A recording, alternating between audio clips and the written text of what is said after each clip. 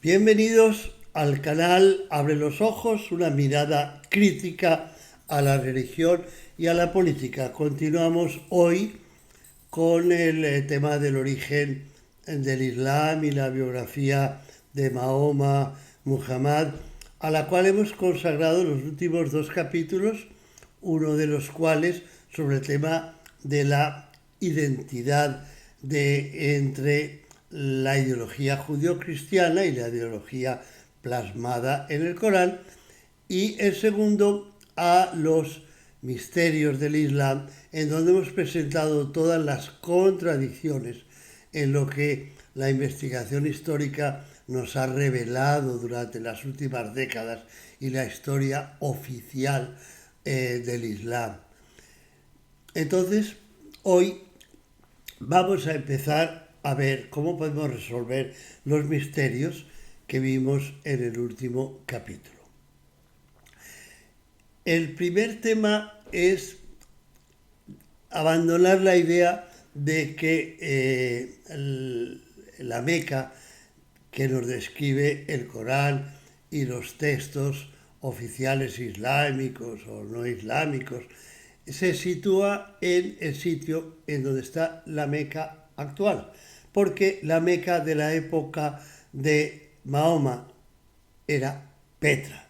Eso lo vimos en 3 vídeos dedicados a Petra, la verdadera Meca de la época de Mahoma, y volvimos a ver un resumen en el último vídeo, de forma que les aconsejo muy enfática, vehementemente, mirar esos vídeos, 3 sobre Petra y el último sobre los secretos del Islam, para una cabal comprensión de lo que vamos a narrar hoy día. En la época de Mahoma, Petra, la verdadera Meca de la época, era controlada, al igual que Siria y que Palestina, por los gasálidas, como tribu dependiente de Bizancio, la Roma de Oriente. La Roma de Oriente tenía la posesión de todos esos territorios, pero como vimos, le había encomendado a las tribus gasálidas y a otras tribus menores asociadas con ellos que defendieran las fronteras del imperio bizantino con la Arabia profunda, para evitar invasiones por esa frontera, y a cambio les reconocían un tributo, un pago bastante elevado de dinero a esas tribus. Ahora, ¿cuál era la religión de los gasálidas? Desde hacía mucho tiempo la religión de la tribu gasálida era el cristianismo monofisita, que era el cristianismo más importante en esas zonas de Siria, Palestina, incluso Egipto. Por lo tanto, pues no existen ni evidencias de enfrentamientos entre religiones cristianas disidentes de Bizancio, ni de enfrentamientos entre monoteístas y politeístas en esa época. Entonces, la única conclusión a la que podemos llegar, lo que llamamos en el cuadro consecuencias, es que el enfrentamiento entre Mahoma y quienes detentaban el poder en la Meca Petra no era religioso, no era monoteísmo contra politeísmo, porque todos eran monoteístas. Es necesario entonces encontrar otras razones para la emigración de 622 de Mahoma a Medina, que supuestamente se va para huir de los politeístas de Petra, de Petra la Meca, y los posteriores enfrentamientos entre Medina y la Meca, que van a durar hasta que Mahoma conquiste Petra, la Meca, en los años 29-30. Aquí tenemos en este mapa la situación de las 3 ciudades. Ven que Petra está mucho más al norte eh, en la parte sur de Palestina. Entonces eso, cuando uno lee los textos oficiales islámicos y los textos de historiadores occidentales, pensando en la ubicación de Petra en Jordania y no allá en el sur de Arabia, todos los recorridos y todos los detalles geográficos que vimos que no concuerdan van a concordar, sin olvidar además que durante un siglo después de la muerte de Mahoma, las mezquitas dirigían la quibla, el lugar de oración, hacia Petra, como ha mostrado muy bien Dan Gibson, y no hacia la Meca. El otro punto para resolver los misterios del Islam es situar los acontecimientos en el verdadero contexto histórico, no en un contexto inventado, dominado por politeístas, la época de la ignorancia, la jaililla, que Mahoma va a combatir introduciendo en Arabia el monoteísta. Hay que olvidarse de ese contexto porque el contexto real es muy diferente. En primer lugar, debemos tener en cuenta que el siglo VI fue un siglo catastrófico para el imperio romano de Bizancio y para el imperio persa, por las guerras permanentes que dejaron totalmente desangrados a ambos imperios, desangrados en hombres y en dinero, por las catástrofes naturales, principalmente terremotos, y sobre todo por la peste, que llevó a la mitad a la población, de forma que al final del siglo las finanzas, por ejemplo, del imperio bizantino eran la tercera parte de lo que eran al principio del siglo. Entonces, el segundo punto, este primero es un punto que hay que siempre tener en cuenta en el trasfondo. El segundo punto es que esa alianza que duró mucho tiempo, todo el siglo VI, de Bizancio con los gasánidas, se rompe al final del siglo, cuando ya Mahoma vive en Petra. Mahoma nace en el año 570 y hacia finales del siglo el emperador bizantino Mauricio rompe su relación con los gasánidas por envidias y acusaciones de quién tenía la culpa de una derrota. Mauricio, cuando es emperador, destituye al rey gasánidas, Mundil III, y lo envía al exilio, a Sicilia. Y además, Mauricio se hace amigo de Corroes II, porque el emperador persa Corroes II, en un momento dado, se ve enfrentado a un potencial usurpador y Mauricio le envía a su ejército para liberarlo de ese usurpador, de forma que a finales del siglo el emperador Mauricio se dice: ¿para qué necesito yo seguir pagándoles estas sumas enormes a los gasánidas si ya no los necesito? Porque es el emperador del único enemigo, que es Corrés II, es mi amigo. Y además está peleado con ellos, ¿para qué les va a pagar? Entonces se acaban las relaciones entre Bizancio y los gasánidas. Bizancio sigue pagándole a algunas tribus menores, pero mucho menos nutridas de ejércitos y de poder, o sea, mucho menos capaces de defender sus fronteras, por decirlo así.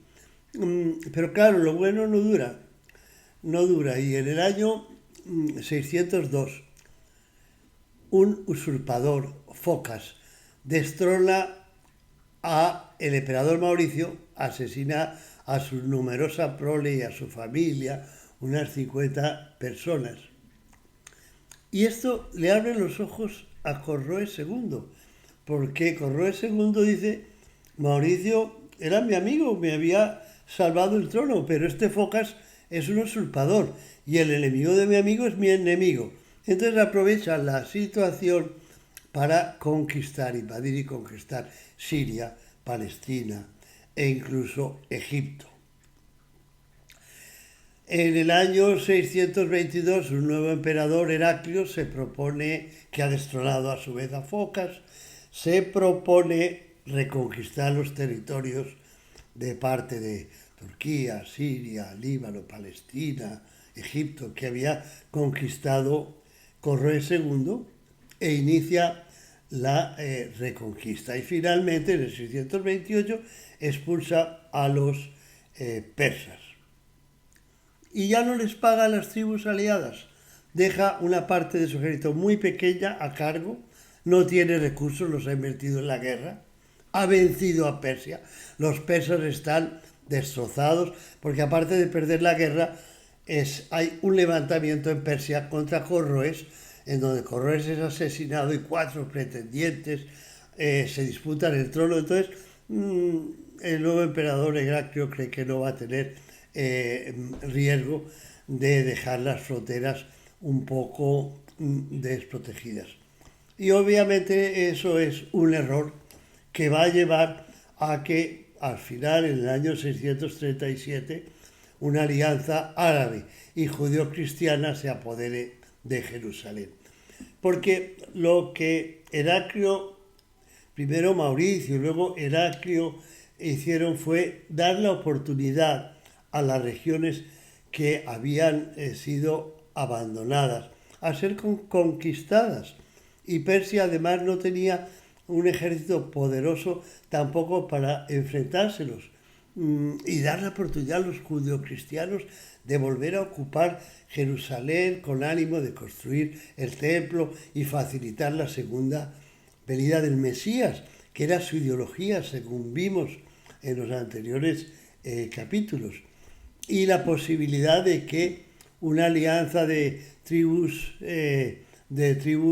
árabes y judeocristianos pues emprendieran todas esas conquistas. Aquí tenemos un poco la situación de Arabia en esta época. Y sobre todo quiero insistir en la situación religiosa.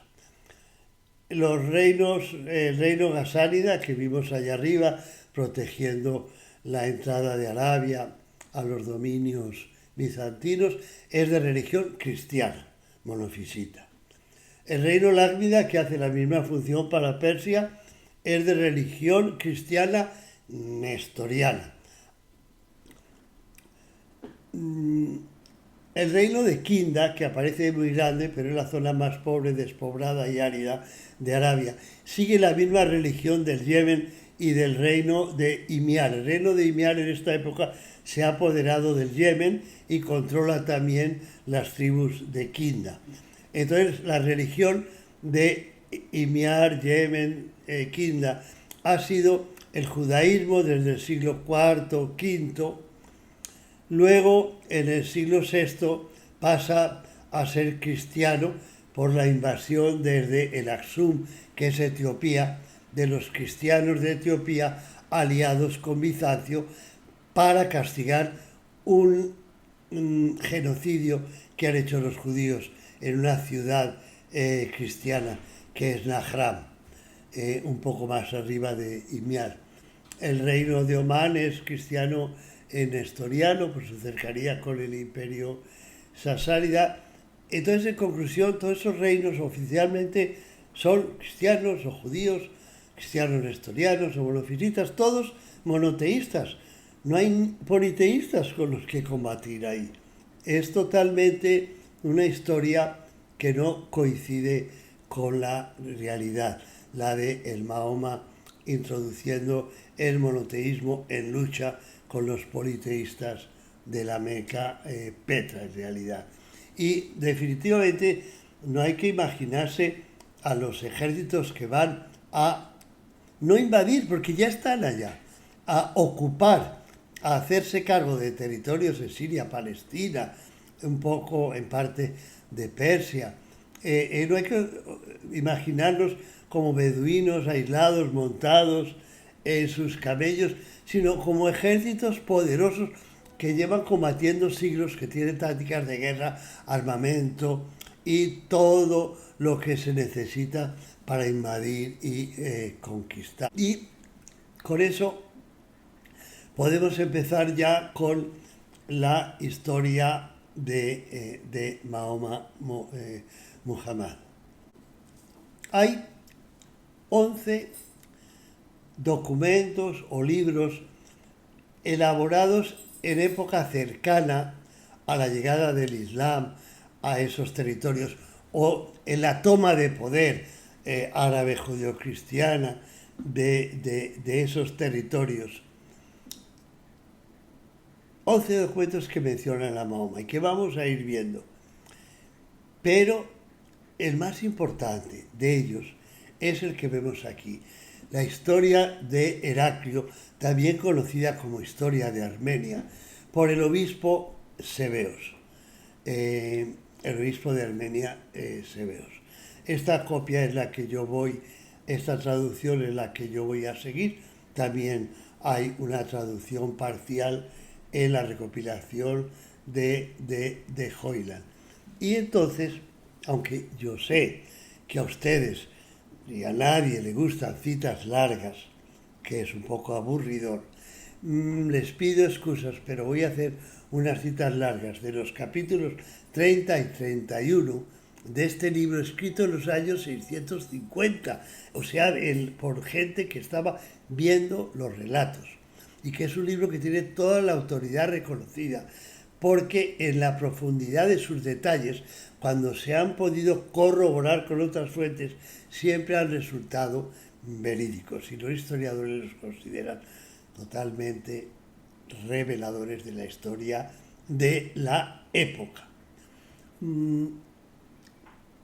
Entonces, pues repito que voy a acudir a estas citas porque, mire, leer estos dos capítulos ilustra, en mi opinión, mucho más que leer toda la literatura islámica oficial y toda la literatura o la mayor parte de la literatura de historiadores occidentales.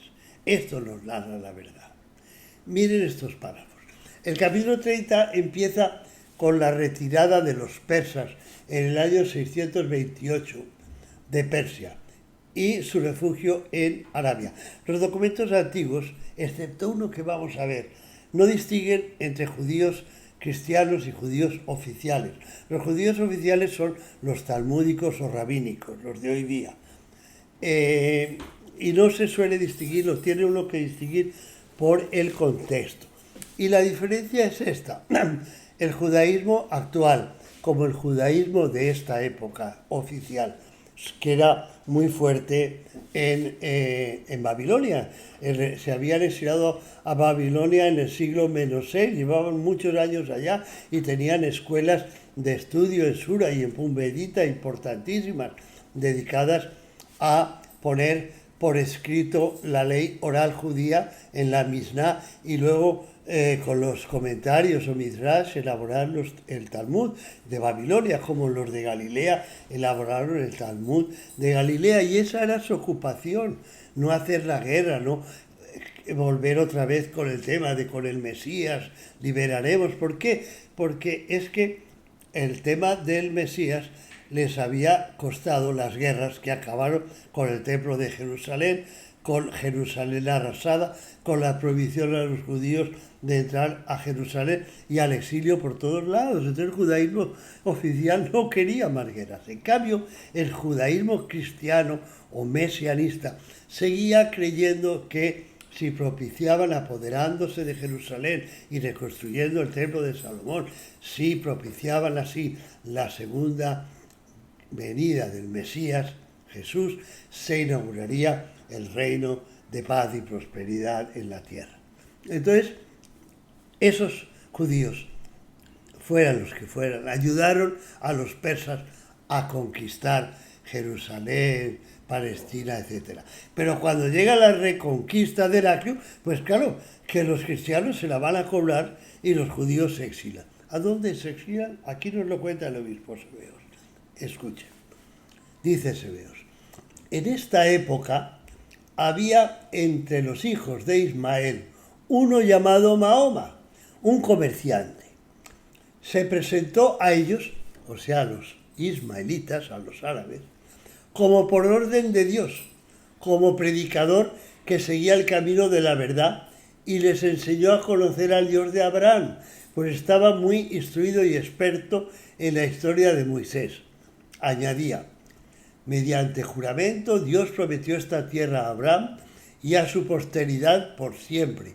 Ahora vosotros, los hijos de Abraham, ahora sois vosotros los hijos de Abraham, y Dios cumplirá con vosotros la promesa hecha a Abraham y a su posteridad.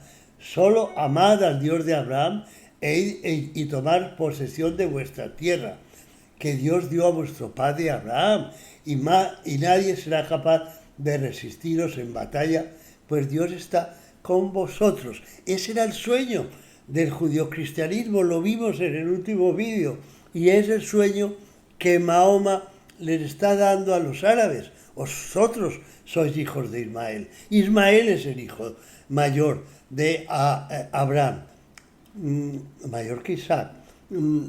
Entonces vosotros sois los herederos. Vamos y tomemos esa tierra, es nuestra. Se la prometió Dios a nuestro padre Abraham.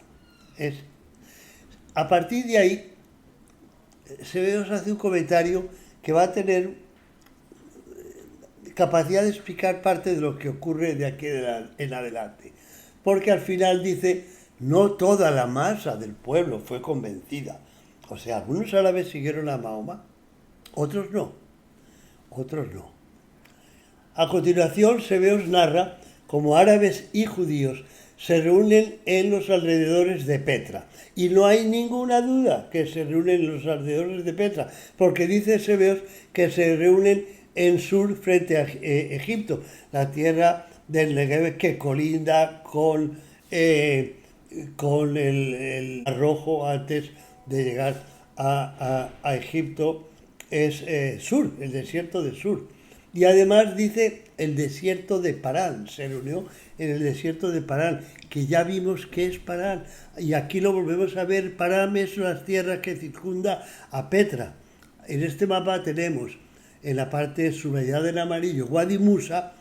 Petra, recuerde que es una ruina, es un sitio arqueológico, la ciudad viva en donde mora el ayuntamiento al que reporta Petra es Wadi Musa, y Petra está a 2 kilómetros de Wadi Musa y depende administrativamente de Wadi Musa. Y ven ustedes que a la izquierda pone Parán, es el desierto de Parán, en donde en su borde estaba y está Petra. Entonces sigue Sebeos desde allí, o sea, desde Petra. Su ejército se encamina a destruir al de Bizancio, tras lo cual nos cuenta que narra enviar una embajada al emperador de los griegos, o sea, al emperador de Bizancio, ordenándole abandonar un país que les pertenece a ellos como hijos de Abraham, so pena de invadirlo, como lo van a hacer, porque el emperador griego no les va a contestar, obviamente. Los habitantes de Jerusalén entonces hacen sumisión a los ismaelitas, ven que no los defiende Bizancio, no guerrean, le abren las puertas de la ciudad a los ismaelitas, y una vez tomada Jerusalén y ocupados los dos imperios, el persa totalmente y el bizantino en parte, ocurre, según Sebeos, el rompimiento entre ismaelitas o árabes y judio-cristianos. Fíjense que Sebeos no da una fecha, dice: después de ocupar Jerusalén, año 637, y de que invadieran los dos imperios, dice él que se va a producir el rompimiento. Y eso es un periodo muy largo, puede ser en los años 640, 650, 660, porque la conquista duró durante décadas. Pero lo importante es que esa ruptura existió, y veremos que el Corán nos lo presenta así. Por eso hay las contradicciones que veremos en el Corán. Ahora, sigue Sebeos, tratando de dar una mayor explicación de ese rompimiento, según se lo narraron a él, y seguramente hubo otras causas, pero él lo explica así: yo diré todavía el propósito de los judíos insurrectos, quienes, habiendo encontrado durante cierto tiempo el apoyo de los hagarenos, o sea, los hijos de Agar, la madre de Ismael, que es como decir los árabes son los ismaelitas, concibieron el propósito de reedificar el templo de Salomón. Después de descubrir un lugar que se llama el Santo de los Santos, construyeron un lugar de oración para ellos mismos. Los ismaelitas, envidiosos de ellos, los expulsaron de dicho lugar y tomaron este lugar como su propia casa de oración. Los judíos construyeron en otro lugar cerca del templo otro sitio de oración para ellos. O sea, aquí nos narra que el sueño de Mahoma, el sueño de los judeocristianos, en cuanto toman Jerusalén, los judeocristianos lo quieren llevar a cabo. ¿Qué quieren hacer? Quieren reconstruir el templo de Salomón. Pero recuerden que no todos los árabes estaban de acuerdo con ellos. Entonces, ahí hay un enfrentamiento porque hay árabes que dicen, no, aquí vamos a hacer un templo para nosotros, para rezar según nuestra cultura, nuestras tradiciones, nuestra religión. Y entonces ahí se produce ese enfrentamiento que van a ganar los árabes, son más numerosos, y los judíos se van a retirar a un lugar cercano, pero ya no están en lo que hoy día es la explanada de las mezquitas. Y a continuación, Sebeos cuenta una historia un poquito novelesca, pero pues él trata de explicar el enfrentamiento y a lo mejor eso es lo que ocurrió, no sabemos.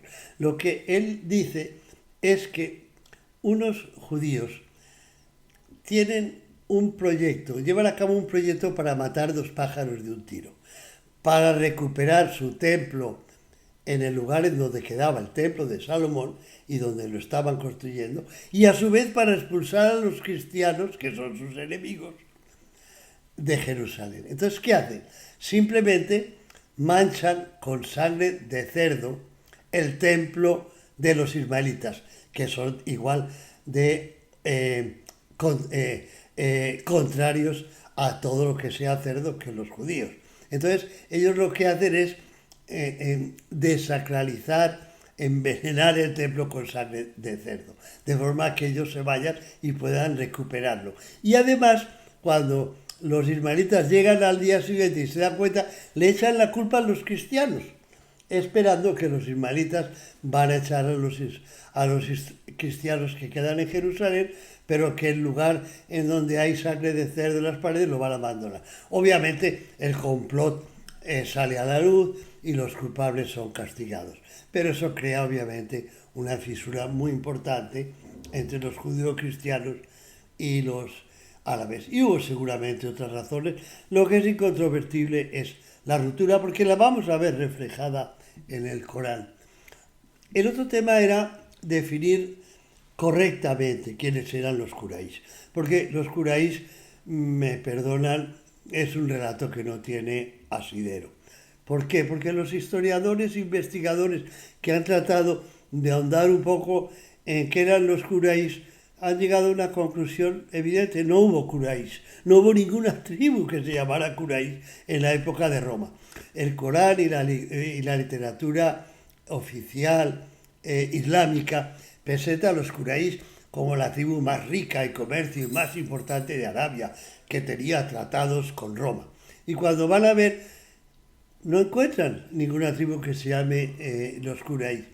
Fíjense que los bizantinos, y lo mismo ocurre con los persas, pero los bizantinos llevaban un detalle muy completo de las tribus que vivían en Arabia.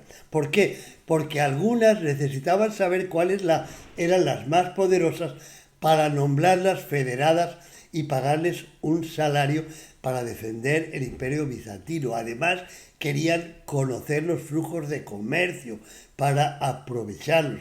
Entonces, tenían un detalle muy completo de las tribus de Arabia. Y en ese detalle no aparecen nunca los Quraysh.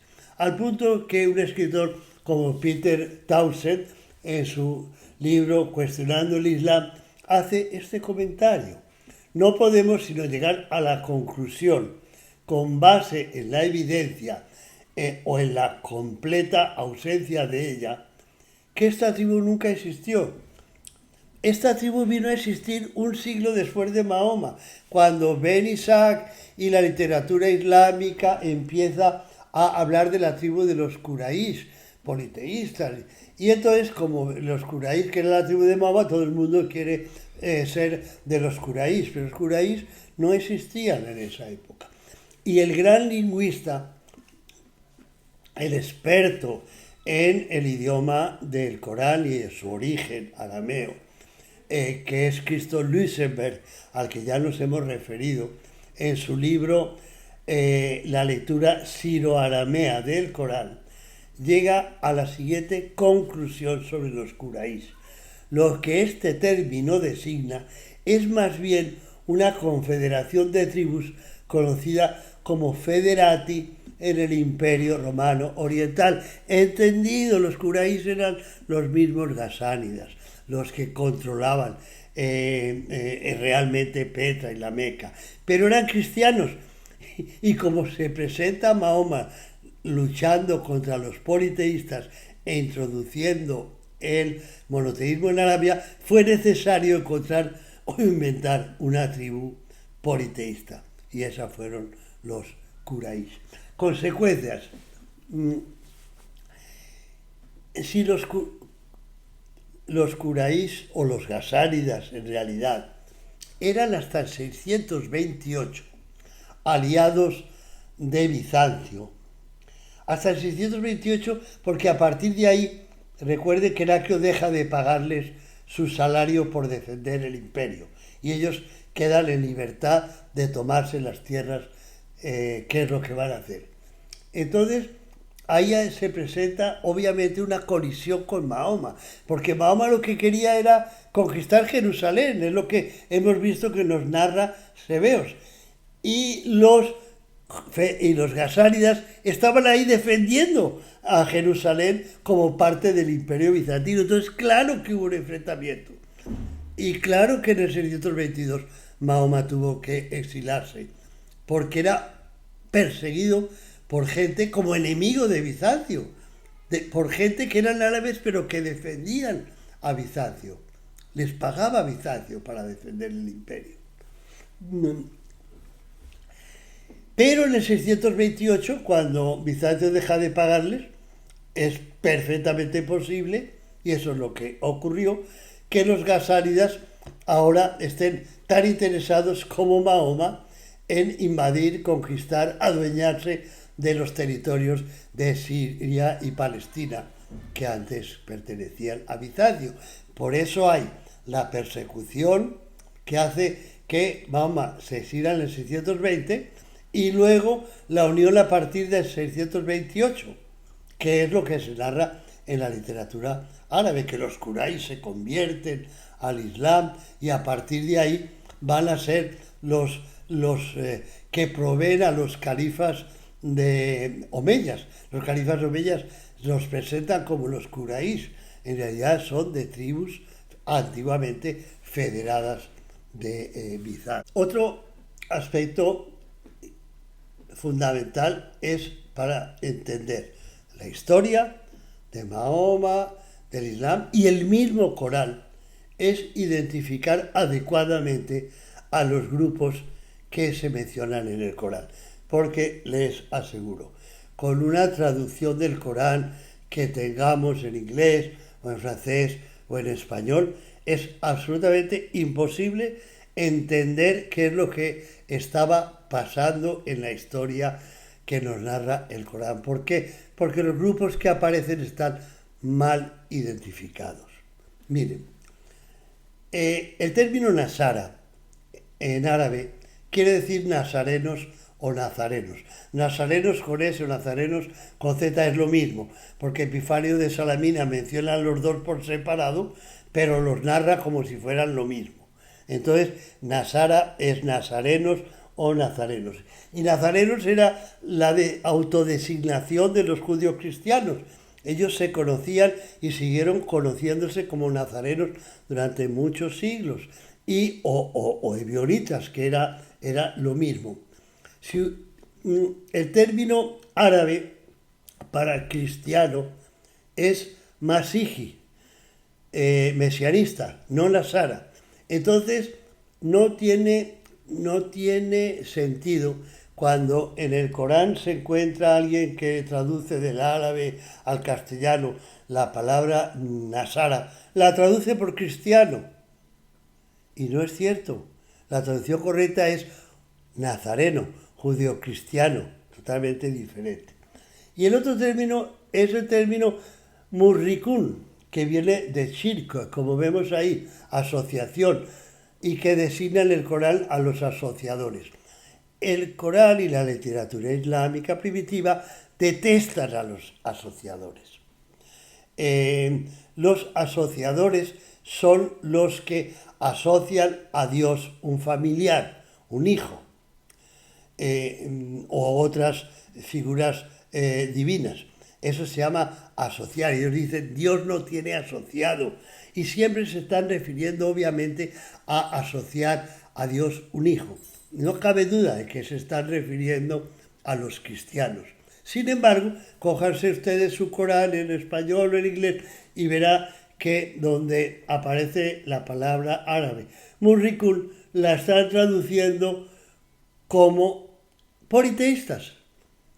Y los murrikun no son los politeístas, los murrikun son los asociadores, o sea, los cristianos. Si hubiera alguna duda, que no cabe, si leemos con un poquito de objetividad, nos vamos a dar cuenta que los asociadores no son los politeístas, porque casi siempre cuando en el Corán o en la literatura se utiliza asociar a Dios, es asociarle a Dios un hijo, Jesús. Pero bueno, si hubiera alguna duda, mire, en el siglo VIII, San Juan de Damasco, recuerde que él y su padre fueron los primeros ministros de 4 o 5 reyes o califas omeyas, gente muy importante.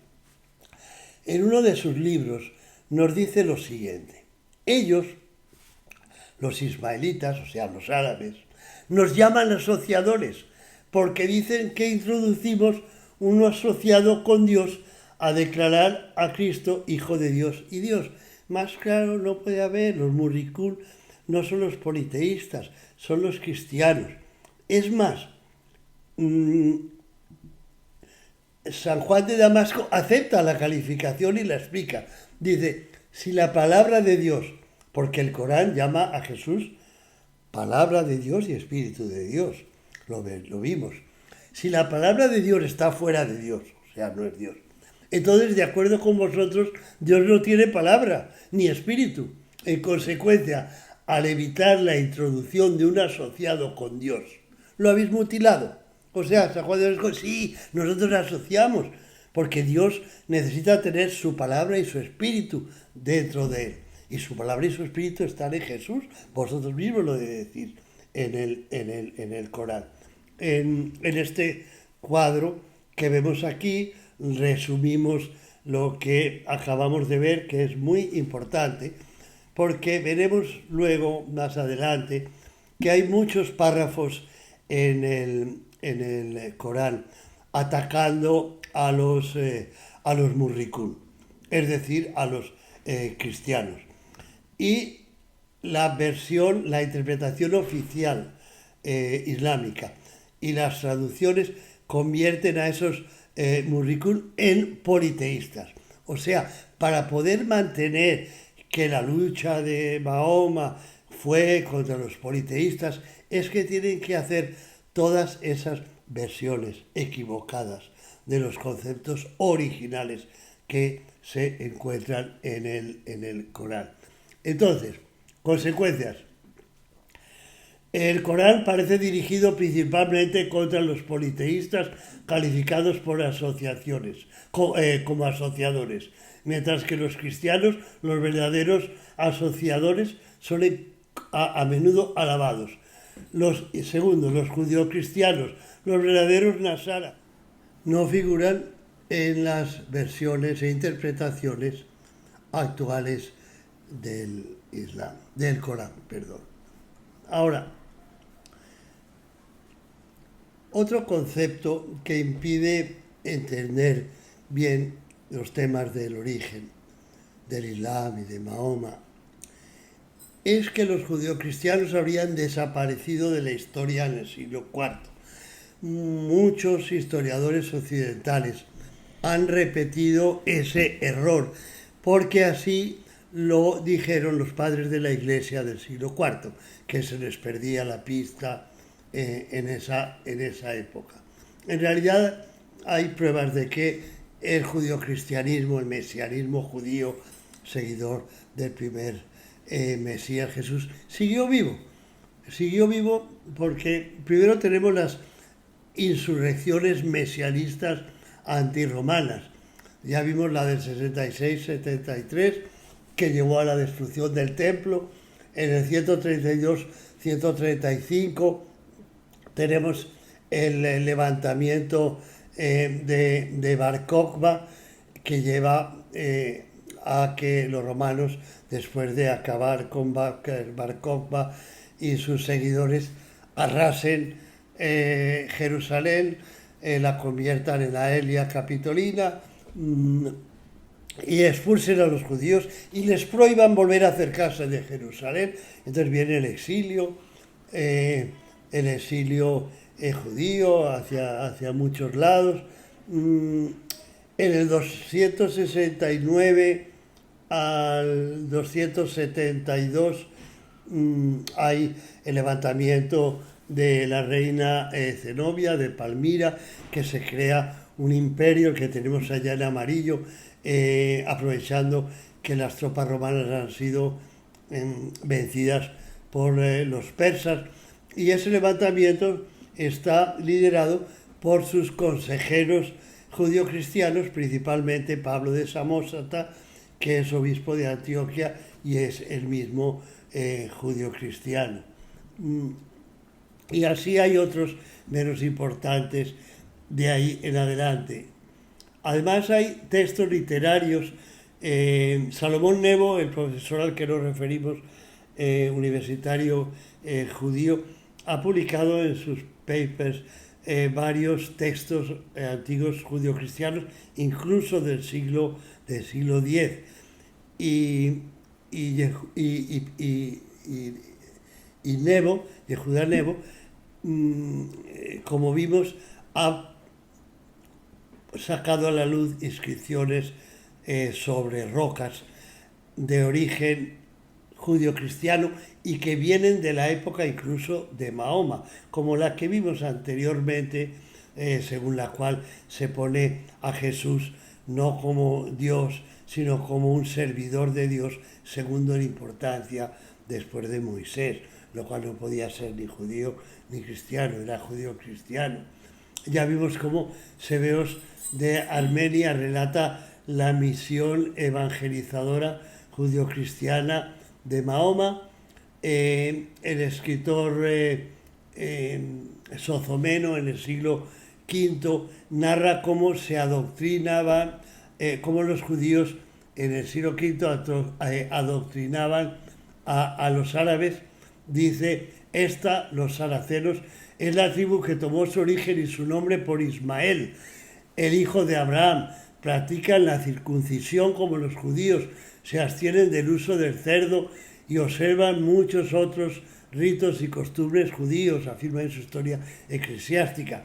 Y más importante, cuando afirma algunos de su tribu, de Ismael, habiendo tomado contacto con los judíos, aprendieron de ellos los hechos de su verdadero origen, volvieron con sus familiares y se inclinaron por las costumbres y leyes hebreas.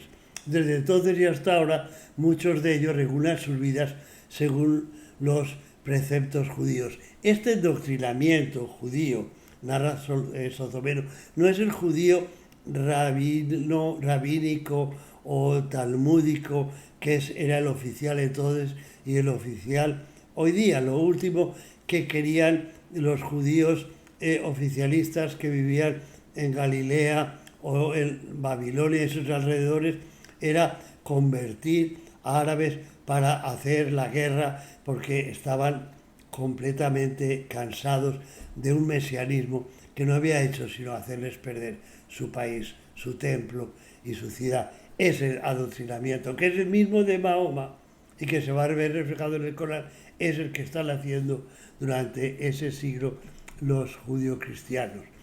Y tenemos, esto es muy interesante y es único, por lo menos en lo que yo conozco, el relato del peregrinaje del obispo francés Arculfo en los años 650 a Jerusalén, y también visitó otros lugares, pero lo que dice de Jerusalén dice algo interesantísimo.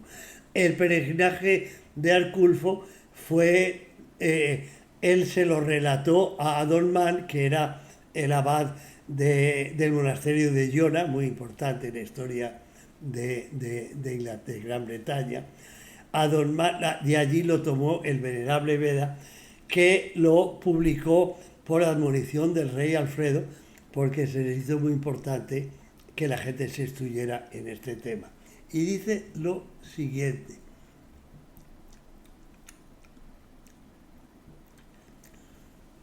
los judíos creyentes empezaron a argumentar con los judíos infieles sobre la propiedad del vestido, una supuesta reliquia de Jesús.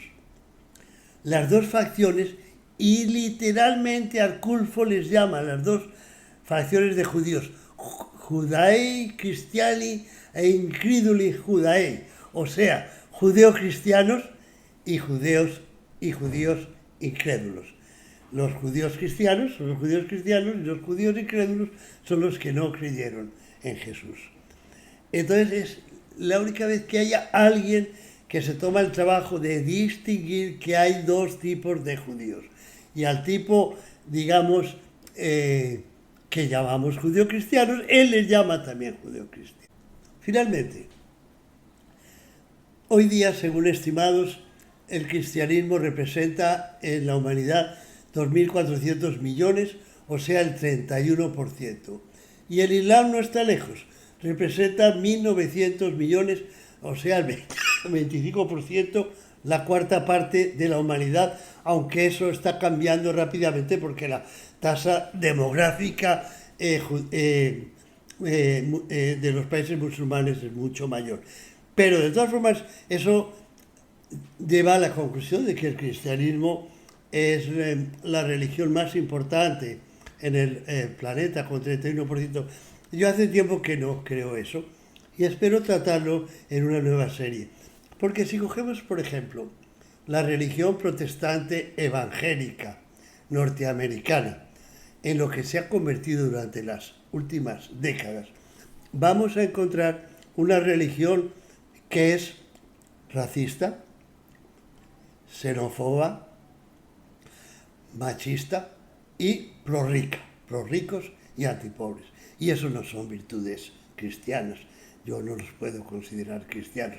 Esas estadísticas tienen de ancho y de largo. Ahora, lo que tenemos en rojo son los países islámicos en su máxima expansión. No todos han seguido siendo islámicos. Los de Europa ya dejaron de serlo, excepto un pequeño territorio en Yugoslavia. Pero en todo lo que es África y Asia, la religión sigue siendo musulmana. O sea, fíjense que cubre una parte muy importante del planeta. Y esa religión se basa en lo que vamos a seguir estudiando, que es la religión que crea el Corán, que supuestamente recoge las recitaciones que el ángel Gabriel le da a Mahoma para que las junten y se cree el Corán.